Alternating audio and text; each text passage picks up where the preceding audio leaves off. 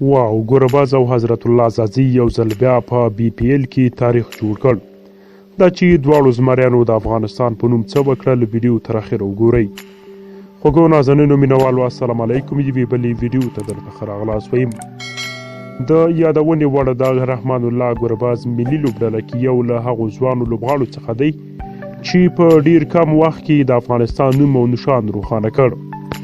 د نوموړي غوره کرکټ او په زړه پورې او زړه راښکونکي سټایل د نړۍ مبصرین او غټ لوبغاړي ګوته په غاښ کړي دي چې که چیرته افغان لوبډله کې ځوانو لوبغاړو ته ځای ورکړل شي او دغه ځوان غامي راڅرګند شي، لرې نه ده چې د افغانستان نوم به د نړۍ هر کونج ته ورسیږي، ځکه یوازینی کرکټ دی چې افغانستان په ټوله نړۍ وپیژن او بالخصوص دغه ځوان لوبغاړي دي چې کولی شي افغانستان په ټوله نړۍ وپیژني. په وروستیو کې ملي لوبډلې ته د رحمان الله ګورباز راتګ ملي لوبډله ډیره پیاوړې کړې ده. په اوپننګ پوزیشن کې ملي لوبډلې کې رحمان الله ګورباز د حضرت زادي سره په شلو ورځو سیالیو کې د اوپننګ ملګرتیا په غاړه اخلي چې دواړه کرکټران په خورا حوصلې او ښه استعداد سره کولی شي د ملي لوبډلې 80% کرکټ ښه کړي، ځکه دواړه ځوانان دي او ډیری حساب پرې کیږي.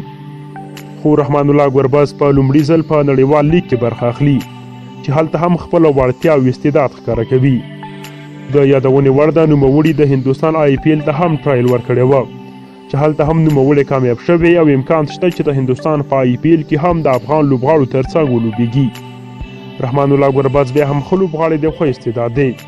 نن یو ځل بیا په بنګلادیش کې خپله لوبډله د بریا تر پولو ورسوله. نوموړي د 15 شپږیزو او 4 څلوریزو پر مټ په 18 توپونو 50 چټکې منډې ترلاسه کړي او په 19 توپ باندې خپله وکټ له لاسه ورکړه چې دې سره نوموړي د لوبې په بریا کې مهم رول ولوباوه.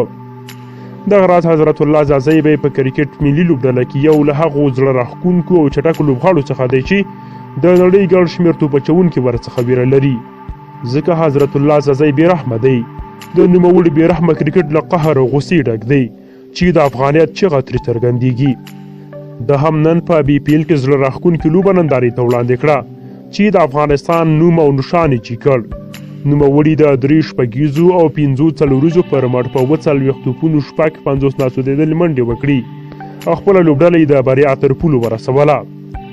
دغه راز د دوی وړاندې محمد نبي اساخیل د لوبډلې لوبه بایللې وه، خو یوازیني دغه دوه لوبغاړي شو چې خپله ښه کرکټ هم نندارې ته وړاندې کړ او د دوی پر مټ په بي پی ایل کې لوبډلې بریا ته ورسېدي.